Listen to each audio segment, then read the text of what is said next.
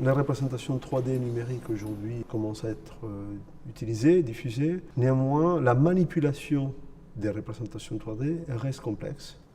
Alors l'idée d'Aioli, aussi dans un souci de pérennisation de l'information, était de faire de la 3D exclusivement en manipulant des supports bidimensionnels. Et là, il y avait également un enjeu de démocratisation dans la mesure où la prise des vues est quelque chose d'assez répandu. Et finalement, c'était pour moi le juste équilibre entre un usage spontané de la technologie et une action d'étude, une action d'analyse d'un objet. La plateforme Aioli permet d'une part de modéliser de façon assez simple et rapide une œuvre en 3 dimensions. Sur ce modèle 3D, Aioli permet de rajouter des annotations spatialisées puisque les annotations sont rattachées géométriquement à des points du nuage de points tridimensionnel et donc permet d'organiser les données scientifiques, techniques, documentaires produites dans le cadre d'un chantier de conservation-restauration autour de l'objet.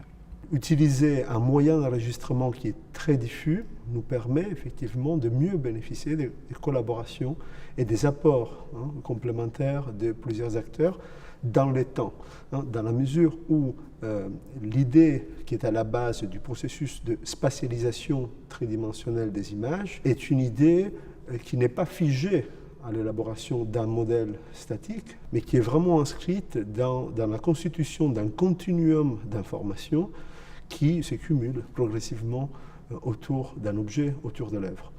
L'objet devient ainsi une sorte de théâtre de la mémoire de tous ceux qui l'ont observé. Et c'est par les biais des images et des annotations que les uns et les autres donc, inscrivent sur ces images que les corrélations se font. La plateforme est une plateforme qui est conçue et développée sur des technologies facilement déployables à très grande échelle. Donc tout fonctionne sur le web à partir des dispositifs mobiles également. Et donc est une plateforme qui peut être déployée par plusieurs utilisateurs. Donc c'est là qu'on peut comprendre facilement quel est l'intérêt de l'effort de développement dans cet outil. Quel est l'intérêt d'arriver à mettre l'outil dans les mains des professionnels et des scientifiques de la conservation du patrimoine, dans la mesure où la masse croissante de données que nous pouvons collectivement produire dans un esprit de construction de biens communs pourrait à terme servir à la communauté entière pour mieux comprendre les phénomènes d'altération, mieux comprendre l'origine et la diffusion des styles, ou encore mieux comprendre comment les différentes disciplines s'intéressent à ces objets et quels sont les recouvrements possibles entre leurs regards.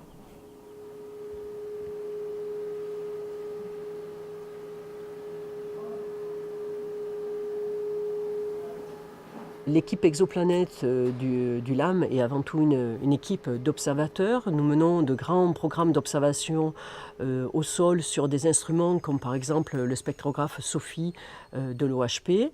Le souci en fait qu'on avait ces dernières années, c'est qu'effectivement on est capable de collecter énormément de données sur des instruments qui sont effectivement de plus en plus performants dans un contexte scientifique extrêmement compétitif.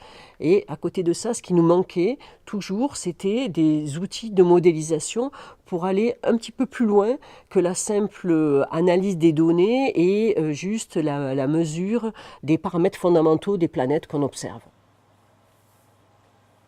On a eu l'idée de ce projet qui visait à développer un modèle de structure interne des planètes à partir donc des mesures que nous avons aujourd'hui sur les exoplanètes, essentiellement la masse et le rayon, et en utilisant également ce qu'on sait de la physique des planètes dans le système solaire. Ça a été le travail de 3 ans de Bastien Brugger qui vient de soutenir sa thèse et donc a réussi à développer un modèle qui est à ce jour, à mon avis, unique de par les développements qu'il a réussi à faire. Ça, c'est les résultats qu'on obtient avec le modèle pour Coro 7b, avec les dernières estimations de la masse et du rayon. Et donc, en considérant la possibilité d'une planète océan. Donc tu vois le diagramme ternaire ici avec les 3 composants. Les exoplanètes, on en connaît énormément. On ne connaît pas énormément de choses sur elle par contre, donc on a vraiment très peu de contraintes. Ça va être la masse, le rayon, parfois la température et quelques paramètres orbitaux.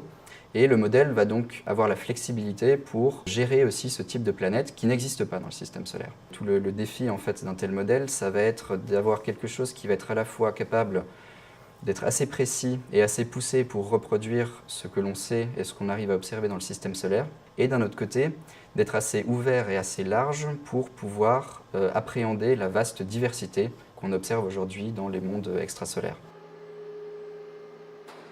Clairement, le travail de thèse de Bastien, disons, ça constitue un socle à partir duquel on espère et on a envie de construire quelque chose de beaucoup plus ambitieux qui sorte clairement de nos domaines purs et durs de compétences et qui adresse les questions du vivant, de l'origine du vivant et de la possibilité de détecter la vie ailleurs sur notre planète à plus ou moins court terme.